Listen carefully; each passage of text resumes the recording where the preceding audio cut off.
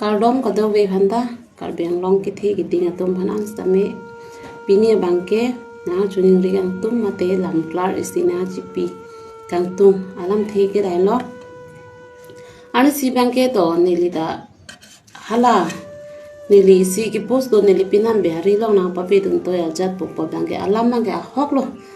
muni dong ka bisa setum do ta hai stame nili phobek bang nili chichini lo alam bangke hok lo stame no na bangke alam funang chukuri thu lo be pomo bate osumar bahini do nilu sumar bahini pinso sumar bahini ka lang long si do kok bosi non tip bangke nili phanang dia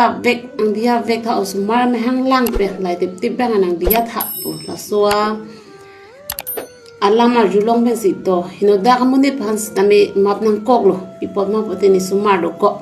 ni sumar lang long si do ko la se kar biang long ke the ding tum phan ta chuni ri lo lai tip bang ni liki map lo tame second time mo aphi yong si da son lang pote la nang le tumar deng si do lo ni li non ben da nang than dak lo nang le tumar deng si do lo PCV ma lagi nang le tum ning hang ling lo si da mi non tip ke ni li sumar am hang ke la people ma pote ni li ki lo si do apolong si do la os ma bahini da hala so pinang tum non commence nang le lo nang sumar da chi pon det ni ke stamin akil lo gidam ke ni sumar da chi pon thek del hala so tong si ko kat pen masini ni tani sumar ta chi pon thek del lo asi no tip bang ke dia det non karbiang long ke the ki ding kado ko be phantanang chuning ri do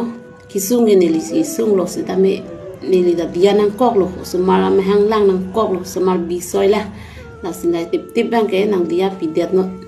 mo second time bang ke lagi nang le tom PCV ma lagi ni long pen thang lang ri lo nili second time pen jong sin li phala sona ke thang nang ke hap na pa phire nan pura du bom lang putang te mon nili nang chi than thu phala so bang ke kado we phanda nang cherap mun chi phan choni ri lo stamina ni tip ke sumar me hang lang ra lang le phas tame dia det no pusi kado we handa choni ri lo